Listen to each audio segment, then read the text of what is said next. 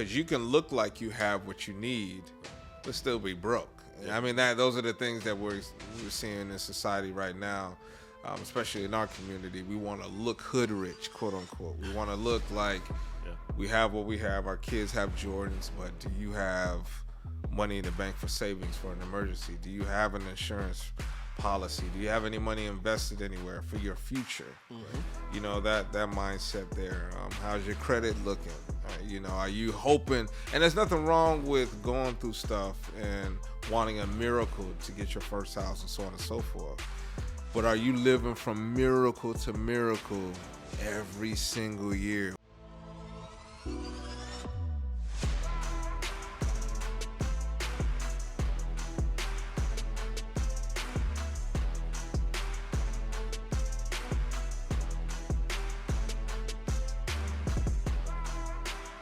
Hey everybody, welcome to the Soul of a Man podcast. I am your host, or one of your hosts, DB. And I'm Michael, a.k.a. Chill. Hey Chill, it's good to see you, brother. You too, man. It's been a minute since we laid eyes on one another, we talk a lot, but it's good to actually see you in the flesh, brother. Good to see you too, man. Hey, we got a special guest with us today, a brother by the name of Rosice Batsuli. I actually came across Rosice on a video. He sat in on a men's panel for a conference called the Cycle Breakers Conference, and this was back in April. And he talked about basically growing up impoverished, having people having poor mindsets and things of that nature. And a lot of what he said actually resonated with me as I view kind of how our society looks at income and being poor and everything else, especially as it relates to African Americans. Mm-hmm. I definitely wanted to have him on this show as a result of that, and I'm glad to have him here today, man. Welcome to the Soul of a Man podcast, brother. I appreciate it. It's good to be here. It's an honor to be on such a great podcast and talk about what we're experiencing as men. And I'm glad that you saw me, man. I was just expressing what was on my heart at the conference, and now I'm here on the Soul of a Man podcast. So, yeah, honored to be here. Yeah, so for me, I'm a big hip-hop head, and I'm a big Notorious Big fan. And Biggie had a song called Mo Money, Mo Problems. Yeah. But after listening to Cease talk about his issues growing up, I sort of want to change that phrase to No Money, Mo Problems. There it is. So if I could take some creative liberty, that's what we're going to roll with today. If that's all right with you, brother. Oh, man, that works. Love the title, man, because it's the truth. Good deal. So, Cease, give us a little bit about your background, brother. Talk about your family structure in terms of mother, father, siblings, as well as your spouse and your kid. Yeah. Sort of give us a background where you grew up, and we'll run from there. Okay, yeah, man. I'm going to try to keep this short. So, it's your show, brother. So here we go. So my parents are from the Congo. They're African. Democratic Republic of Congo was Zaire years past before they were liberated. They moved to Europe, had me and my sister, and then my dad wanted to go to school, so he came here to the States, to Charlotte, North Carolina. I don't want to date myself, so I won't put the decade in there. Charlotte is very different now. But yeah, he came here and they started a life together, and, things didn't work out. And my dad got remarried, had more kids. My mom got remarried. Now today, I have a beautiful wife by the name of Keisha, and she's awesome. And I have my son. We have our son, who is a 15-year-old at this time, named Marquise. And love what love what I do, love my family, and yeah, that's pretty much the dynamic there. Yeah. So shout out to Keisha. Yeah, shout out to Keisha. Thank you for lending us your husband for a few hours today. Yeah. That's big. Yeah, certainly couldn't do this without the support of our spouses. No doubt. Yeah, 100%. So yeah, man. So in listening to you on that panel, you talked about growing up poor. And as we discussed prior to us sitting down for this taping, there's a difference between growing up impoverished and having a poor mindset. So to sort of talk us through that. Yeah, I think if you were to visually, and I want to be careful because you never know who's watching it, what family member may get offended. But I think if we had a conversation as siblings that we didn't have what we needed to have all the time. And I'm trying to be careful because I don't, moms might be like, nah, I don't feel like it was like that. But yeah, like I think it's a combination of, because you can look like you have what you need, Right. but still be broke. Yeah. I mean, those are the things that we're seeing in society right now, especially in our community. We want to look hood rich, quote unquote. We want to look like we have what we have. Our kids have Jordans, but do you have money in the bank for savings for an emergency? Do you have an insurance policy? Do you have any money invested anywhere for your future? Mm-hmm. That mindset there. How's your credit looking? Are you hoping? And there's nothing wrong with going through stuff and wanting a miracle to get your first house and so on and so forth. But are you living from miracle to miracle every single year? When does it get to a point to where you have what you need? Right. Yeah. To where God has brought you to a place, and it's not that you're constantly trying to pull God. 10 years have passed by, 20 years, because at the end of the day, I just believe God will give you that wisdom. But yeah, man, like we grew up in a neighborhood in East Charlotte, and we were exposed to some things that I don't think we were supposed to be exposed to. Right. And I think my parents did the best that they could, but didn't have the knowledge at a particular time to put us in a better place. I'll just say that to be respectful as possible. And in turn, we all grew up with our things that, poverty affected us in certain ways. So now here we are grown up as adults. Each one of us approach things differently. I will speak for me and say, I never wanted to ever let money tell me what I could not and could do. Wow. I never wanted to be that parent, and I'm not judging you if you are that parent that says, I don't get paid this week, or I don't get paid for the next 2 weeks, or so on and so forth. Like, I get that, but I didn't want money to tell me what neighborhood I could stay in. I didn't want money to tell me what car I can drive. And I'm not saying you can go out and get a Lamborghini tomorrow. That's not what I'm saying. But I'm saying that the goal of whatever you want to achieve, you can move towards that. It's not, we can't do that because. And I feel that that's what we grew up in. We were, parents have to realize that kids are small and growing up with you, but they notice everything. Yep. I remember going to the dealerships and taking the not joyride, but the test drive in the van because we needed one. And me and my siblings are like claiming seats already. So, kids have vision until something shows them that they can't. Right. So here we are in the car. This is my seat. And when we go here, we're going to do this, only to come back, after they go to the banks, declined. And then you go and we're going to the dealership because the car that we currently have is continually having issues. Yep. Decline. You're going to another dealership months later, decline. You're going to a new neighborhood, new construction that's coming up. My parents wanted to get out of the neighborhood that they were in. And now here they are, the people in the house saying it didn't go through. And that happened over and over. And that painted a picture for me that money can tell me where I can live, what I can drive, what I can do, what I can wear. I remember the way we grew up, because of the abuse that was taking place with my parents, there was a church that helped us. And I thank God for this church on the south side of town. They got my mom a place. And I'm skipping a whole story, but we were living in a battered women's shelter, emergency housing for a little bit. They got us a duplex and so on and so forth. I remember being excited when we got our first color TV. I just dated myself there. But yeah, I just remember the church helping out, and it was great. But when we started going to the church, I started feeling like, because we were it was another black family and us. And I started feeling like the poor black family. You know what I'm saying? Gotcha. And when you feel like as a kid, when you perceive that, you start to feel like people treat you a certain way because you are the poor black family. So now I remember they used to have snacks at the end of church and a whole lot of sweets. I'm a sweets guy. We would go and eat. and just after church, just run and go eat it. But I remember when the pendulum of like me thinking like they may look at us a certain way, like nah, I'm good. I don't want no snacks. Wow. I'm cool. Wow. I didn't want to look like let's let the black family, and that might not have been what they were thinking. Right.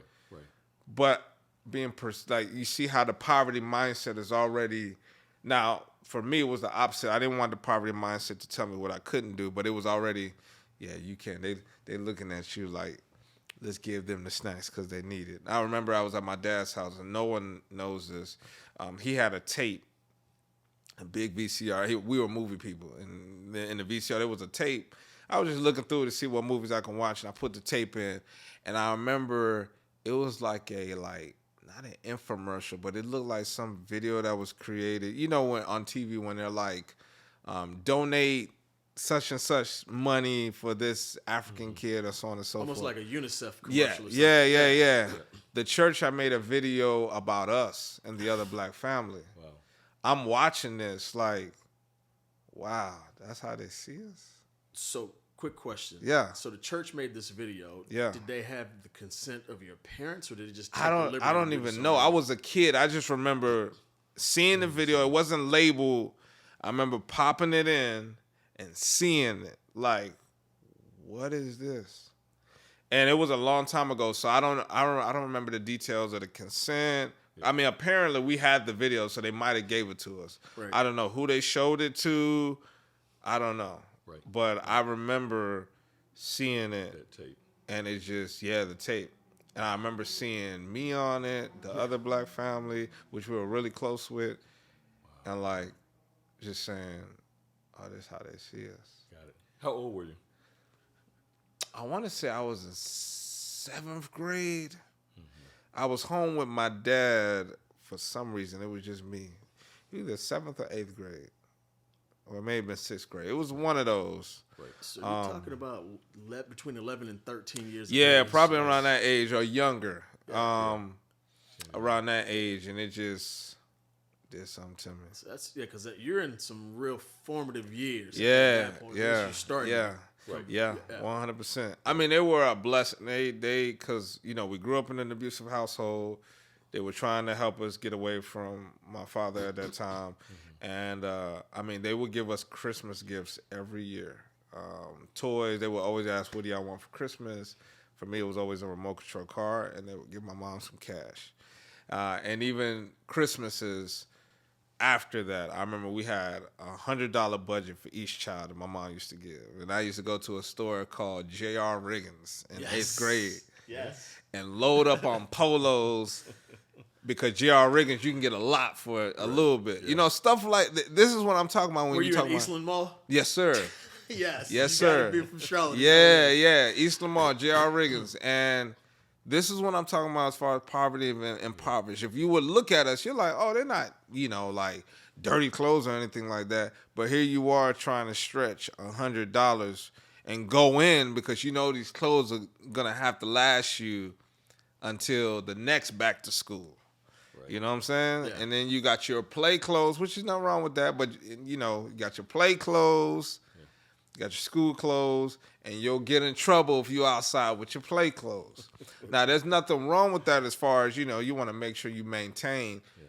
But once again, mindset. You don't want to feel as though, oh, my gosh, what we going to do if you mess up those clothes? Do we have enough? Right. I'm not getting I don't got no money to get you. You know what I'm saying? Yeah. Now you grow up with this mentality of, I'm only going to put this shirt on if I go somewhere. I'm not going to touch it. You're grown. Go put that shirt on. If you mess it up, buy another one. Yeah. The little nuances there. Once again, telling you, you can only wear that shirt when you have an interview. Right. You can only wear that shirt when you go out. Why do you have that on? Because I want to. Yeah. What's good, soulmates? This is your boy Chill. Hope you're enjoying the episode. But we wanted to reach out to you and just say thank you for all of your encouragement and support of the Soul of a Man podcast. It's been tremendous, and we are grateful. We need your continued support, though. So while you're watching the episode, make sure that you click like, and also make sure that you subscribe to our YouTube channel. Truly, from our soul to yours, thank you. Now let's get back to the episode. What do you think the responsibility and the roles are today in terms of financial literacy and teaching that in church? Oh, it's a standard. That's what changed my life. I think the thing that, and I hate to jump, but the thing that has changed my life is the Bible talks about, and I hold on to this wholeheartedly. People are destroyed from the lack of knowledge. If there's an area that you're not all the way succeeding in, you don't know something. That's why I'm really big on investing on education, like major dollars, because I want to know what it is that I'm currently doing that has me in the current spot. And to answer your question, I think if you're going to help somebody, if you're an organization, if you're a church or whatever, and I think the black church, if the black church would get together and make it a standard that on Tuesday nights we're going to teach financial literacy to anyone that would come for free, along with the Word of God, it would transform the black community wholeheartedly, especially in these neighborhoods that are a little rough. But I'm gonna be real with you. I think some of these pastors don't know. Yeah. I don't think they're learning financial literacy. You know, I think that which we can talk about what we want to do in the community and the whole nine. I know other organizations and friends that do stuff on a weekly basis in certain neighborhoods here in Charlotte, which is great. You can do your cookouts, you can give out blankets, whole nine, do stuff with the kids. Yeah. But if you don't teach financial literacy, all you're doing is making them dependent on you. Yeah. Teach them what they should do with the money. And what's crazy is, unfortunately, is that we're in a state now where all this information is free online. Right. You know? Right. But I think sometimes representation of saying, hey, DB and Chill are down here Saturday the 24th that we teaching financial literacy, we're giving out ice cream. You may have to have a bait because our community doesn't find that topic as sexy. Right. Right. You know? But, I mean, it would transform everything. Yeah. I've got a pastor from my past who literally just talked about his business acumen or some of the lack of business acumen. He said, I've been to seminary 3 times. I can, the word is in me. Yeah. I can give you the word all day long. But running this church, I was not taught that. So, from a financial literacy standpoint, in my household, my parents' household, we were making ends meet. I mean, it was check to check. It was making ends meet, and all of that. My mother happened to be a bookkeeper, and that was how we got some of it. Now, my father's story is he was a teacher in Randolph County, about 30 minutes outside of Greensboro. He got his first paycheck. It was spent in the 30 minutes before he left school and got home. Wow. This was the first check after they got married. Wow. I don't know what she said to him, but for the next 41 years, well, not quite 41 because he was retired, but for nearly the next 40 years, he got a check and he handed it to the one. And he admitted, I don't know how to handle money. This is my father. That's good. So he couldn't teach me that. But it actually did come from her only because of her background in bookkeeping. Wow. So, we were about, at about 8, 9, 10, about 9, 10 years old, my brother got a checking account and a checkbook. Yeah. Wow. And had to learn how to balance that checkbook. Same time, I'm 4 years younger, same time with me coming through. I got a checkbook, had to learn how to balance that checkbook. And, I got just obsessive with it, where if I was a penny off, I'd sit there for hours until I found that penny. Man, we the same. Yeah, I mean, absolutely. I absolutely would do it. And things have been made so convenient for us now with banking online and this thing and that thing and the other. But I still have a checkbook that I balance, and teaching the kids to do so as well. Yeah. Yeah. Yeah. That has been my thing in business, as far as being able to manage the funds that we have going on. So I run a DJ and event production company. We do DJing, AV, lighting, and What's the name? Ceasefire Productions. Gotcha. Yeah. So it's not just me as the DJ. Our community, when you mentioned DJ, they were like, "Oh, what club you at?" Nah. We do weddings and corporate events, and right now we're about a team of 4 or 5 from road crew assistants and other talent. But we didn't have to take on any debt for the company.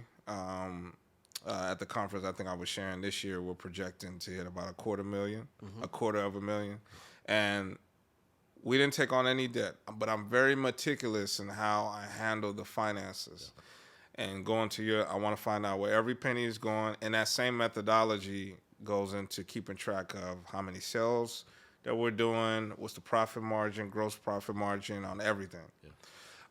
So where did you learn this? This right here. So I hired a business coach, YouTube, information that I bought. Years ago, I was talking to God and said, Lord, I want to be a millionaire. This is what I'm looking to do. This is what I want to be able to do for my money. Because the church I was telling you about, now forgive me if I'm jumping around, so much stuff is popping in my head. Bring it. The church that helped us out also paid for my first year of college. Okay. And I said, I want to be able to do that for someone else. But it would give me so much more pride with me being black. You know what I'm saying? Yeah. And I want to do that. And so I was asking the Lord to position me so I can do that and live a lifestyle I've always wanted to live. Yeah. And I remember him just in my prayer time just saying, you need to study what millionaires do with their money. And that was it. Right. So from then on until this day, I learned about where millionaires put their money, what to do with your money, their mentality. I know we were talking about before the podcast even started about as you make more money, you'll get a little more conservative. And if you notice when you're driving around in the videos in hip hop culture, Lamborghinis, Bugattis, cars like that, the rappers are in it. Yeah. But in real life, when you're driving around, it's older men that are in those cars. Right. You don't see too many young men in, S-Class, Mercedes, like younger. When I say young, I'm talking about like early 20s. You may see a couple, but every time, like even when I'm traveling, when I'm seeing a Ferrari, I'm seeing older men. Yep. So, okay. Financial literacy, digging in. Okay, I need to have an emergency, and this is one-on-one stuff. I need to have an emergency fund. So if there's a catastrophe, it doesn't hit my household. I need to have insurance.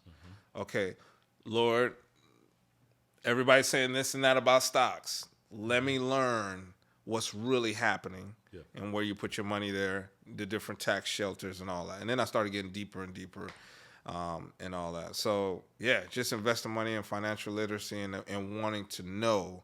So I position myself and never in a place to where, we don't have this. Once again, it goes back to money is not going to tell me, no money, no problems. I mean, no money, more problems is actually what Biggie should have said. Exactly. Yeah.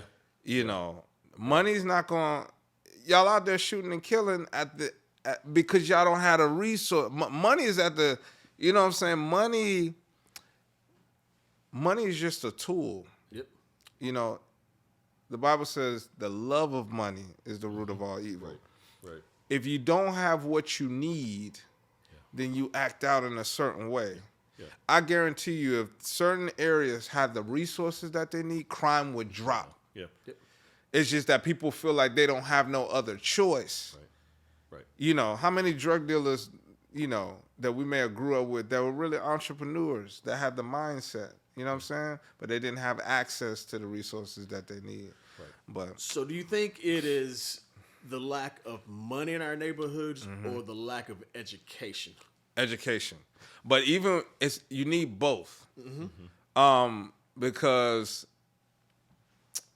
you can have the education, but education alone is not going to get you there. You have to be able to practice, turn that theory into actual, okay, cool. I have the education now. This is what I do with it. Right. If you have the education, but you're still living beyond your means. It's like, how do I act out what it is? I done put myself in this situation. So it's like a reversal to get out of the situation so you can apply what's being done, if that makes sense, especially on the business end. Right now, what they call it, the great, what they're saying now about people quitting their jobs and starting their, it's the Great Recession. I'm sorry, the Great Resignation. The Great Resignation. Yeah, like, I don't think everybody should be an entrepreneur. That's just my personal thing. I really don't. I think some people are hurting themselves. But once you have the knowledge of an entrepreneur, or you get your knowledge of how to get to, I don't know, if you're starting out your first 50,000, you still got to walk it out. So if you don't have no product, or you don't know what you're doing, but you have the knowledge, I think it's the combination of those two together and taking baby steps. Yeah. From there. Did you ever work in the corporate sector? I worked in the nonprofit sector as a marketing director. I worked for the YMCA of Greater Charlotte for years. I started as a camp counselor, from a camp counselor to a program registrar, registrar to a marketing coordinator to a marketing director. So, that's where I kind of learned, not so much financial literacy, but just the environment of what's expected of you. Right. So you do this nonprofit climb. Yeah. And at what point, at what age, did that entrepreneurial bug bite? Well, my story's a little different, because before I got saved, and y'all help me, because I'm trying to fight all the stuff that's coming out of mine and to stay on. Do your thing, brother. So in my early 20s, my goal was to be a big-time DJ in New York.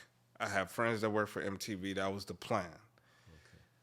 I had my son, and it changed everything, and I built a relationship with God, and it changed everything. I felt like in my late 20s, I feel like I started all over again. A lot of my friends were doing their thing in the club industry, all that. And I went back to the Y, and that's where I started working in nonprofits. And I think that was a good ground for God to teach me professionalism, because I didn't have none of it. I didn't even know what PTO was. I remember taking a day off work. I didn't even tell my supervisor at all. My friends still laugh. I didn't tell her. She called me like, Rosice, are you coming into work today? I said, I told her, why would you call me on my day off? She was like, well, Rosice, there's a process when you take the day off. You use your PTO, you let us know. I've came a long way, man. I had no idea what protocol was or anything. So that environment taught me. So I moved up the ranks, and I started noticing as I became a marketing director, every birthday was like, you know what I'm saying? I felt like I was, because entrepreneur was always in there, but I just felt like I wasn't happy on my birthdays. I feel like, man, time is passing by. I don't want to look up, and I didn't do what I wanted to do. You know what I'm saying? Right. And then the salary I was making, I loved the job, but it wasn't the greatest salary. And going back to a poverty mindset, just dealing with the salary, because I felt like that's what I deserve. That's what, I'm working in nonprofits. Right. But I'm not making enough to really do what I need to do with my family, and so on and so forth. And I was talking about that at Crystal's conference, the Cycle Breakers conference, how you will keep yourself at a job because your poverty mindset feels like that's the best that you can do when you really have a $80,000 limit. My company right now is in the six figures. I had a six-figure talent, but I'm in a $40,000 job, and I had to grow my skills, of course, because I felt like I couldn't. Like, I kept hitting that ceiling, like, are you afraid to go apply for an $80,000 job? You don't feel like you got the skill? Like, that voice in your head, But, yeah, it started hitting me around when I became a marketing director, around 2017-ish. Right. And then my wife and I lost our child. And that was the hit in the face. That was like, life is too short. Life is too short. I would rather go out and try, fail, and be happy within myself that at least I tried. Right. But I would hate to find out that I had $1 million potential. but was stuck in 40, 50, 60,000. There's nothing wrong with that if you're making that. Right. But if there's a wrestle that you can be doing better, but the years are passing by and you feel like that's what you deserve, Right. then you need to break out of that. Unfortunately, it took the loss of my son to break me out and be like, I'm launching out. Wow. First year, I replaced my salary. First year, not even months. Now, I ain't know nothing about taxes. You know, Story. I ain't know nothing about taxes and stuff like that. But once again, it's the knowledge. I didn't know what entities you needed to start in order to shelter your money a little bit better. And, Right. you know. So was there a mentor in the mix, or was it the business coach that you hired? Well, those first Or couple experience. years. Yeah, experience. And once again, always seeking education and knowledge. When I was listening to podcasts, you should have a business coach in your life. Mm-hmm. So it started with who were you listening to? What back then? Yeah. Oh my gosh, who wasn't I listening to back then? Back then I had my seasons. So everybody has their views, and I'm gonna name some pastors. Everybody has their views, but I'm sorry, they changed my life. So if I mention these names and I offend somebody out there, go get you some lemonade and go sit down somewhere. A lot of people have views on quote unquote prosperity gospel folk, but some of these men help change my lens on money and what you should deserve. Creflo Dollar is one. Not everybody likes him, but it was me and him for years. Because that's not all what he does. Not only preach on money, and it kind of like, I deserve better. God wants to see me succeed. And then from there, I started listening to, who was I reading back then? There was a podcast I was listening to a long time ago by a guy named John Lee Dumas, Entrepreneurs on Fire. He would interview people every day. T.D. Jakes' business stuff was leadership stuff was good. Here we go. It's coming back to me.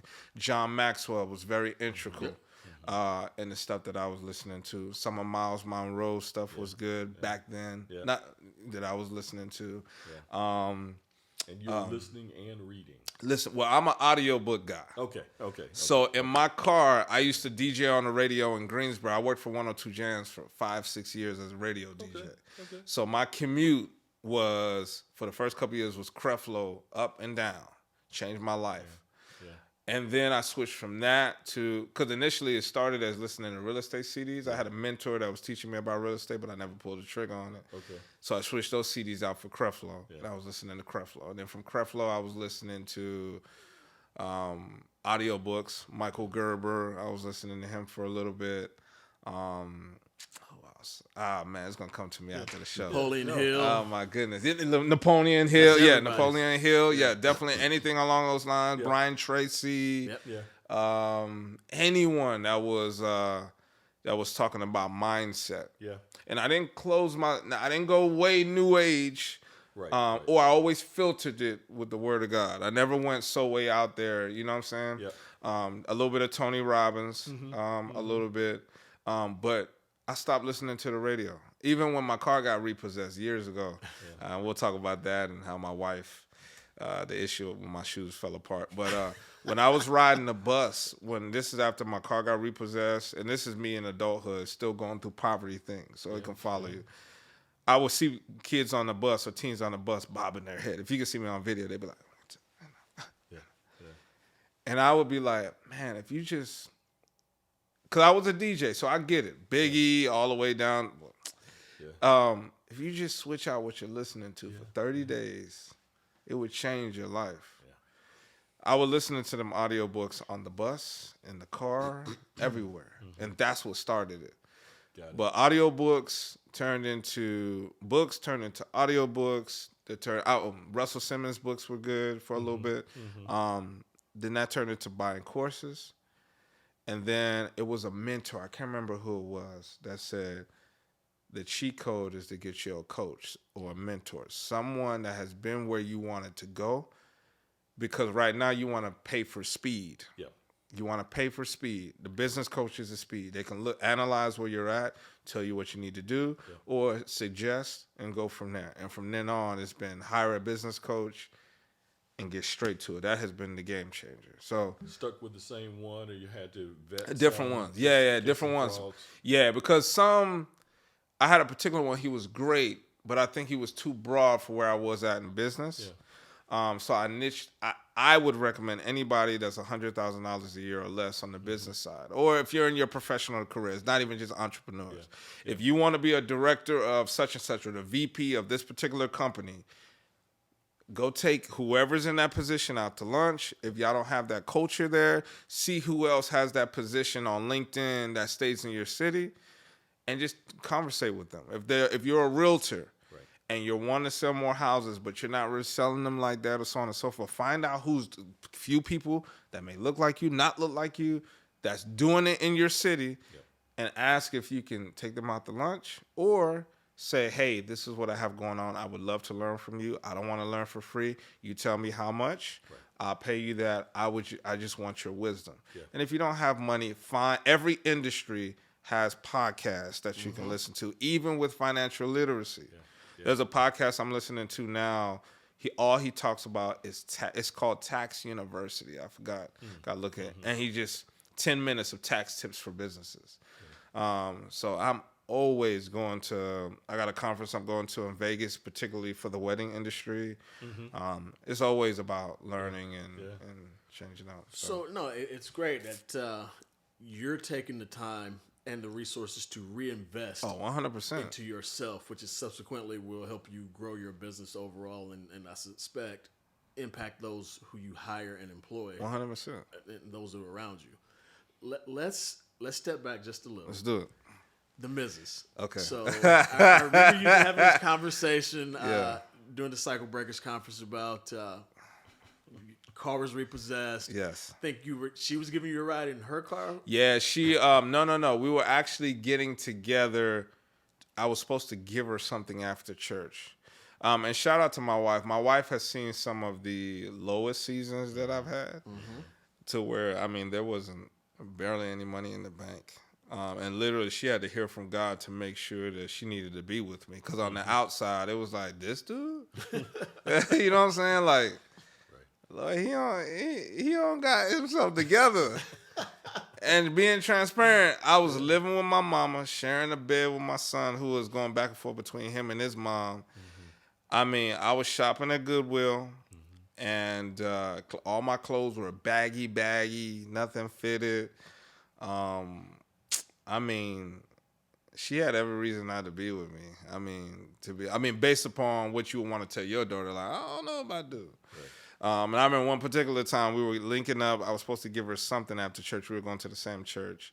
I got in her car, and we got in an argument about something. Mind you, at this time, my car's repossessed, so I'm riding the bus. Bus 221 for my East Siders. Catch it at East Lamar, 221, switch to bus 23 over there in the plaza. I'm riding the bus every day. And so at this time, my shoes have been worn out because the bus stop wasn't close to my mom's house, so I had to walk. So we're exchanging. I'm in the passenger seat, and we start arguing. And my shoes are moving around. And I'm like, well, forget you. I leave the car, slam the door. A piece of my shoe fell off in the car in the argument. Now, my wife her family is West Indian. Okay. Mom is Jamaican. Dad is from Trinidad. They grew up in New York, moved here. So my wife has a little spice to it, a little spicy. She saw the piece of the shoe, picked it up and said, you call yourself trying to cuss me out? And then threw the piece of my shoe out her window. It hit my stepdad's car, who I was driving at the time. Like, take your little piece of shoe, you call yourself trying to cuss me out. I mean, I just heard it go thump, and I'm like, dang. You know what I'm saying? It was the bottom of my soul. It's just literally, yeah. Like, and you look at the shoe, like, you just had to fall off at that time. You couldn't hold on till I get. Yeah. So yeah, So that was the Lord testing her. Yeah. She was like, well, you know what? This brother is down to his last. Yeah. His shoe is falling off in my car. She be very, very fine. I remember one time I brought her, and this is why I tell anybody, anybody can switch it up with financial literacy. It's I remember going on a beach trip with my family, and I'm inviting her on the beach trip. Didn't have no money. Somebody owed me $50 for some graphic design. I was banking on that. It didn't come in. And she's like, "How you gonna bring me on the trip with your family and not have no money?" Now I'm looking crazy. That was just the mindset I was in at the time. Yeah. Totally opposite now. But it's just, I think once you know, you know. Yeah. And anybody listening to this podcast, and I'm talking specifically to you, if you feel as though like there's more for you there's nothing wrong with you wanting more financially. Yeah. Money is such a sticky topic in society and in church. Yeah. And it's like you don't even want to say, I want to drive a Mercedes. I want a E-Class Mercedes, pearly white. I want to get the AMG kit on it. Mm-hmm. You got to look at yourself like, how do you feel when I said that? If you watching or listening now, how'd you feel that I want that? Do you kind of hate on people that like, I don't need all that? Do you have something to say when that lady comes in with that purse and you like, I don't know why she want to, like, how do you feel? Yeah. Or do you feel like, oh, that's great for her, but it ain't never going to happen for me? Like, is that how you feel? Mm-hmm. Mm-hmm. That will bleed over in every part of your life. You'll feel like you don't deserve it. Mm-hmm. And then you wondering why you entertaining certain things. And no, you should not wonder if there's going to be food on the table. And yeah, you can be that black and white as well, but it's not that. It can be as simple as like, nah, my phone can get cut off this month. It's fine. I gotta, it'll get cut back on eventually. Or you have this procrastinating thing because you don't like to see the money come out of your account. The money start getting low. You start getting a little anxious and nervous. You're like, Nah, you should be so free within your confidence. Now, believer or no believer, I'm a believer, so I'll just say this. I have such confidence in God that if my bank account is at $10, I know that's temporary. It's going to be right back up again. Like, it's going to be right back up. And that happens, and you're in business, so sometimes there's a lot of, yeah, so, yeah, like, money should not dictate how you feel. You nervous. Now you don't want to, you scared to make a certain investment because is it going to be here? Yep. That's our last, y'all. You going on the trip. Y'all went on vacation, but you didn't have any money to spend. I remember my dad taking this, going back to the poverty mindset. My dad, all of us, hopped in his Buick, drove to New York, nonstop. We didn't get a hotel, slept in the car, parked, went to New York, went to Chinatown. Ooh, look. Went to the airport, then came right back home as a family vacation. As kids, small kids. That's a long trip to just be in the car, use the bathroom, no shower. Right. All of that. Right. I'm grateful that he did it. Yeah. But at the same time, I mean, because it could sound like, well, at least he took you. I mean, not like that. Like you got my aunt in the car, 3 siblings, we in the Buick, no break, fast food to wash up. Yeah. And my dad had a little money. He could have spent it, but he didn't want to spend it. You know what I'm saying? Yeah. So, yeah. So what do you do? Because I think what you're saying is you can get to a certain point financially. Yeah. So meaning you have X in your bank account. Yes. But because your mindset is still about scarcity. Yes, 100%. How do you shake that? And it doesn't mean you all of a sudden switch it and say, you know what, I'm going to spend. Mm-hmm. I still think you got to have, be balance. Somewhat frugal and have some balance. 100%. But how do you have money, but then get out of that scarcity mindset? Well, one, I think I'm in therapy now. I think hopping in therapy is fantastic to deal with what's going on. Because a lot of times it's talking to your younger self and saying, it's okay, we safe. Mm-hmm. We're good now. Mm-hmm. Yeah. Now, there's some things from a Christian standpoint, understanding what God's word says about money and who your trust is in. Mm-hmm. Because if you trust yourself to be that person or trust yourself as the source of money, yeah, you're gonna be scared. Yeah, you're gonna be scared. But if you know there's a wonderful God that He is the source. He's providing you with the abundance. Then you're no longer, your account is just a channel. it's a pass through. It's not the source of it. Right. So there's more money coming. If you're not a believer, I think therapy ground level. It's funny you should say that. I have this saying, and, sometimes you get, I'm just going to call it what it is, you get pissed off with work. Yeah. And I'm quick to let people know this is a resource. Yes, sir. This is not the source. Yes, sir. So as long as I'm connected to the source, you, Mr. Resource, you can go. Yeah. Because the source is still going to provide. 100%. And I think you mentioned just because of your faith and your belief, I think that's super important to have. Oh, yeah. Yeah. 100%. I got mentioned at a point earlier. My father was born in 1924. My mother 6 years later, 1930. Wow. So these are folks 6 years old, 1 year old, in the middle of the Depression. Yeah. Great Depression. I mean, poverty at another level. And that generation coming out of had a mindset of total scarcity. Yeah. And saving and pinching and saving. And my mother was the best at it. It just early in her career, never any kind of a high salary of any sort in the teens at its height. And it grew going into other roles after that. It grew, but there was not a lot. Yeah. And it was always this mindset, and coming from poverty, always a mindset of can't go back to that. Can't go back I've to got that. these kids now, and we're working to move things forward. I've got to take care of this, and so it was this scarcity mindset that was then taught to the next generation.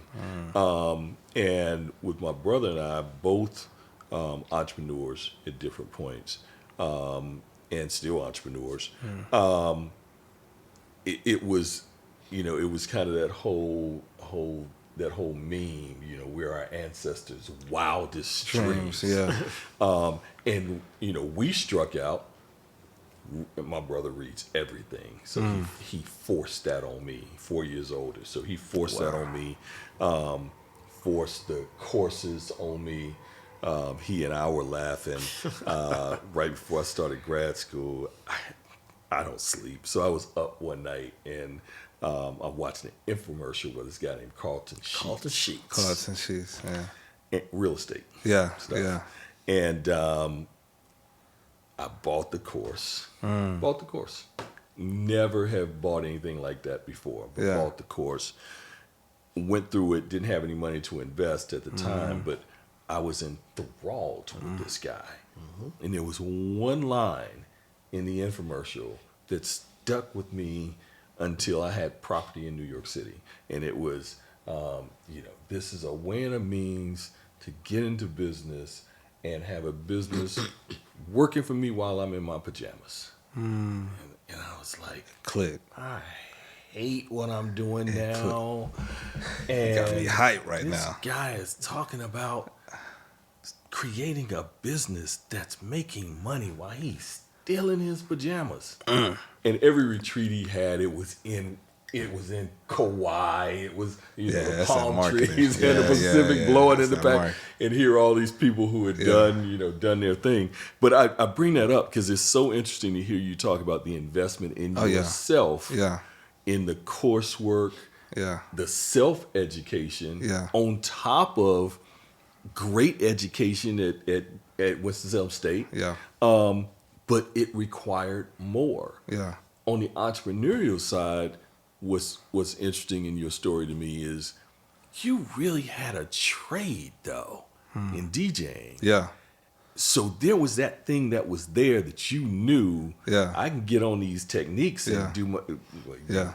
You probably new age. Oh no! I started out. No, don't get me started there. I started out Technique 1200 with a Vestax mixer, PMC Vestax mixer 05. So I started out when if you didn't have techniques, you weren't official. And with crates and records in my trunk and the whole nine. So I'm with you there. All right. I'm with you there, man. But you had this thing, and part of what I see in encountering people, as I was in entrepreneurship, and folks were like, yo, Jill, well, how'd you do this? And how'd you do this? And how'd you do this?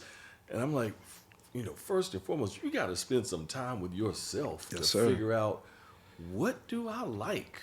What would I do and enjoy, whether I got paid for it or didn't get paid for it? You want to get paid for it, but what would I do? Where am I strong? What skills do I have? What trade do I have? You had the trade of DJing. That is a venue in which you can make money. Well, let me say, so you're hitting something so good. Gosh, I had a question for you, but I didn't know that back then. I grew up under African parents. Okay. That wanted, me to be a computer. I was on computers since second grade. Wow. I remember when AOL launched, I had the CD teaching my mom how to get on the internet with dial-up. I have been on computers ever since I was little. So everyone in my family thought I was going to be a computer engineer, my sister a doctor, the whole nine. Now, mind you, I had and think about it, like DJ, you're just thinking clubs. So when I'm telling my parents that, and this was in college, I'm a DJ, I don't think they took it seriously at all. In the African culture, education, Lord, my dad still to this day says, because of the language you speak, you should be an ambassador in Europe between, he doesn't even really see the entrepreneur to this day. And I didn't think DJ was like, it wasn't, and I'm going to be 100% honest. Yeah. The DJ didn't even click for me because I didn't know you can start a DJ company and go into event production at all. And unfortunately, there weren't any African-American examples of DJ companies with W-2 employees, possible full-time employees. No, it was just the club DJ, such and such, do it part-time. So I didn't know. It wasn't until I was exposed, and that's where exposure comes in. There was a company I had stopped DJing for 2 years, and I saw a ad from a DJ company out in New Jersey that was doing a major big. Yeah. And I was like, whoa, you can hire other DJs as employees? Oh, I can also do AV and sound. Because back then we call them sound man, like at the club, the sound man coming. Like, okay, hold up. So in the AV world, they do this? I didn't know that. How old are you? I'm 41 now. No. I mean, back then? When these light bulbs I was 20. This is right after I had got saved and I stopped everything, clubs and everything. I'm like, Lord, I got saved just to work at a nonprofit. Like, Lord, what's up? These were real conversations I had. I saw 20, the thing. 20-something? 29. Okay. 29 is when I saw it. Okay. I was like, oh, I ain't even know you can do that. Wow. And then baby steps. Started education and so on and so forth. And from there, it turned into and then business coach and stuff like that. But I had no idea. Think of like when you tell somebody, like even when I quit my full-time job, I said, I'm going to start a DJ company. They were like, oh, nightlife? So where are you going to DJ? What club are you going to DJ at? They didn't perceive. Right. Yeah. They didn't perceive. They thinking I'm quitting this full-time job with benefits to go do a DJ. Yeah. You know what I'm saying? It's now on LinkedIn they see what I'm doing now. But it's like, what in the world? I didn't. And even recently, I didn't even know that my company can transition to an AV company, and then that's a whole nother world within itself. Yeah. So, even the event space. Oh, even it, man. Right oh, now. Man. When I started realizing, and then the knowledge that y'all were talking about, just education, I thought I was in business just to create cash flow. I did not understand you take some of that cash flow and put it in wealth producing assets. Yeah. Yeah. I was like, oh, so they make the money, take some of the money, put it in places where you can make more money. I didn't know that. I thought it was just business, you make money. It's just through education. So my question for you is, so that course kind of prompted you to go get real estate in New York? So I came out of graduate school, was hired into the professional sports industry with the NFL. And worked in the special events department. So my event, I'm from the events world. My event, crown jewel, was the Super Bowl. And I ran a program that taught entrepreneurs how to do business with the NFL. So that was my job. So friends and family thought I was pulling down about $500,000 a year and walking around with pockets full of Super Bowl tickets every year, and tossing the ball down the hall to Tom Brady, and we're palling it up and going to get a beer after I get off work. None of that was the case. So I literally coming out of grad school, go to New York, making really no money, not enough money to survive in New York, eating. The insiders will know this: Papaya King hot dogs and pizza slices to sustain for the first 2 years I was there. It was it was just god awful expensive, and salary grew, but it's an expensive place to live. And when I really couldn't, from a tax perspective and everything else, I wasn't keeping up. So I would get a bonus each year. And the bonus and everything literally was to pay the taxes, because I was in this real weird bracket where I was making not enough, too much money not to get nailed from a tax perspective. But I needed every dime I was making to survive in New York. So I would take the bonus, and as opposed to it being pre-taxed, I would get the whole bonus. The same thing. And I'm on a gerbil wheel of just getting deeper and deeper and deeper and deeper in. Yeah. I said, and I got on with my brother one day, and I said, I'm drowning. I'm sustaining. I'm making it. I'm eating friggin' hot dogs, breakfast, lunch, and dinner, and pizzas and slices. Yo, give me a slice. And slices, and sustaining in this city that is too expensive for most people to be in. And I had been flying back and forth to the West Coast. I started running the Pro Bowl. I've been flying back and forth to Hawaii. And I kept seeing this book. Rich Dad Poor Dad. Rich Dad, that changed my life. Robert Kiyosaki. That changed my life. Changed my life. So I see it somewhere, and I see it again, and I see it again, and I'm on a flight back from Hawaii, and there it is in the Delta Sky Miles. Like, what's with this book? And it had just come out. Yeah. It had just come out. And I get back in the office, and like that Monday, I call my brother, and I say, yo, I keep seeing this title, because he was one who was always on me. Read, you gotta read, you gotta read, you gotta read, you gotta read. And I said, yo, man, I keep seeing this title. And said, what is it? I said, Rich Dad Poor Dad, Robert Kiyosaki. He said, you think it's something? I said, it's everywhere. So how is it? I said, I don't have it. I said, all right. He leaves work. He leaves his job, goes get it, comes back, and over lunch reads the first 2 chapters. What? Calls me and said, go get the book right now. And said, look, there's 4 Barnes & Nobles between here and the train. On my way home, I'll get the book. He said, no. Go get the book right now. I said, dude, I'm at work. Your brother sound like me. I can see some similarities. I'm like, I'll get it. Relax. Yeah. Dude, put down whatever you're doing and go get this today. 3 homes in New York later. New York City.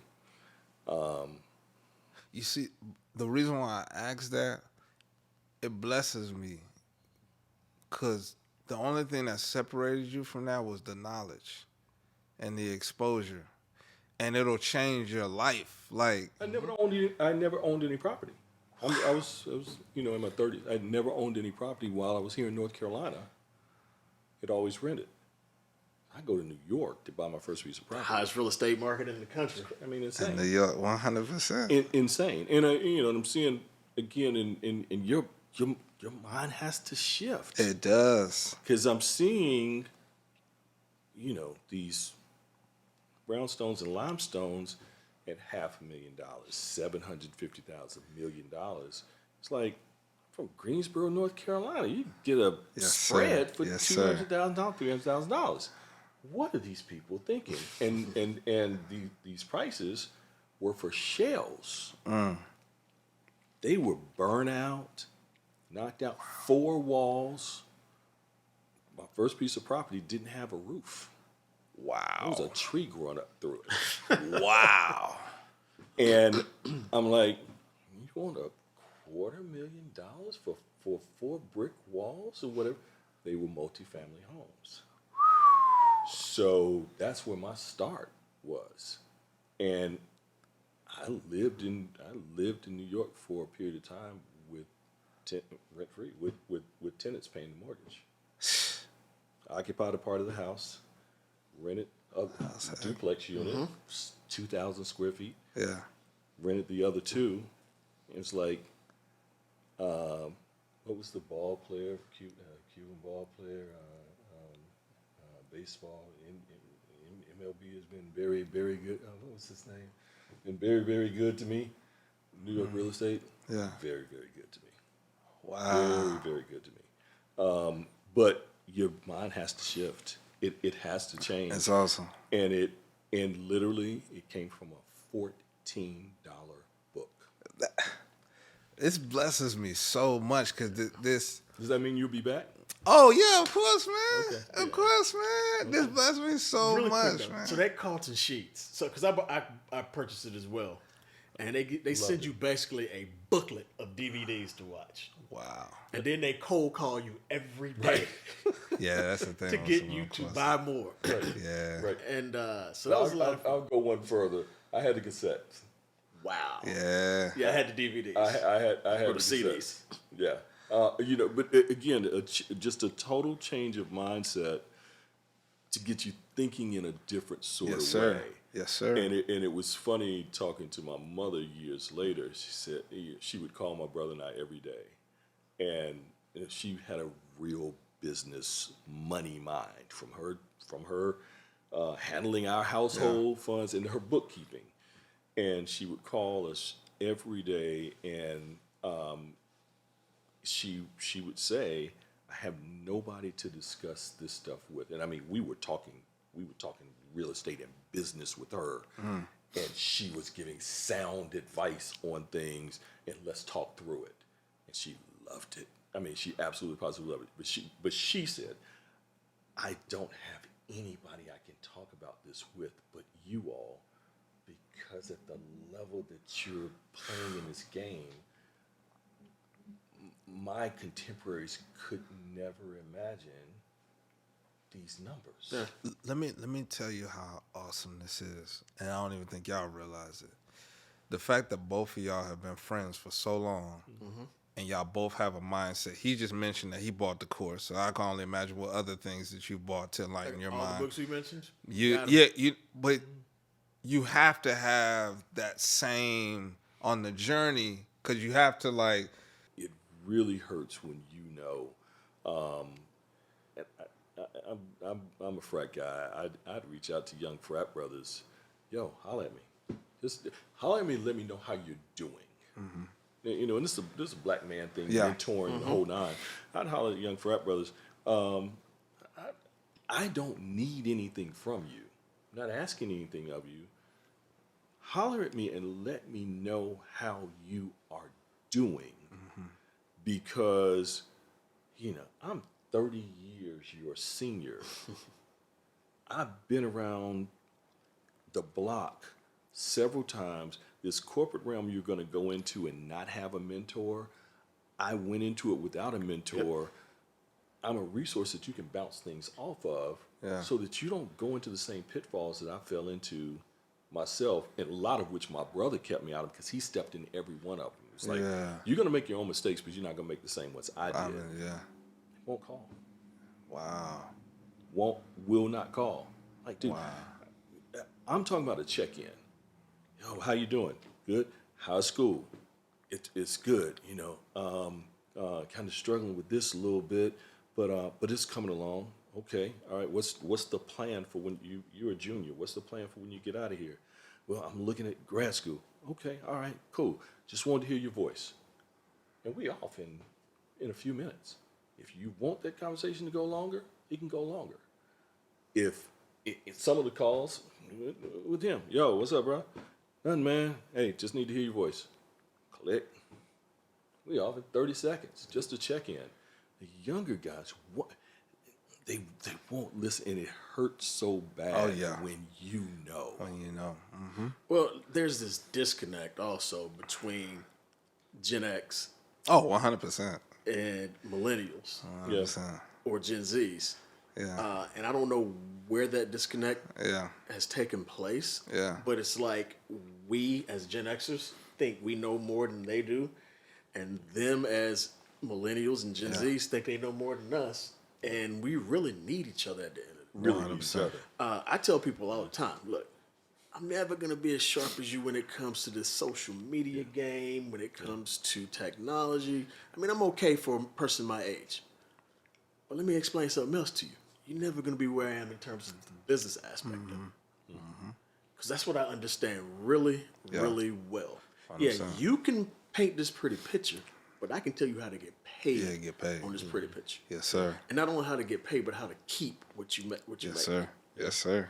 And I think that's where the difference is. Yeah. And I think as soon as we can figure out how to bring these two generations together, especially in our community, Right. Yeah. I think we're going to be better off for it because we both have something to offer to one another. Yeah. There's a lot that I want to do personally from community centers on, the east side of Charlotte and stuff like that is going to come. Just a place that people can learn financial literacy. I don't know how it's going to look like, but if I can just set a couple people free and provide some scholarships to some kids that, and they turn around and be like, hey, Mr. Batsuli, it's because of you that, I went to college and I started this. It would be awesome for me. So just make as many people as wealthy as possible.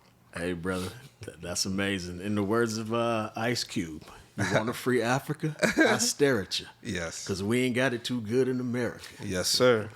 Yes, sir. There Yes, you sir. go.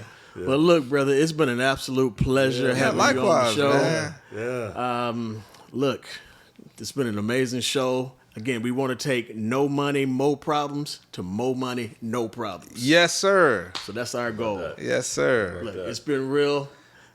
Really quick, want to give a shout out to one of our sponsors who actually made these shirts for us, the Morgan Group. Look him up. That is the Morgan GRP on Instagram, Facebook, and also I think it's Morgan Group, themorgangroup.com. So shout out to him for making these shirts for us. Yeah, those are dope. That's the end of this podcast, brother. Can't wait to have you back. Likewise. God bless. We're out.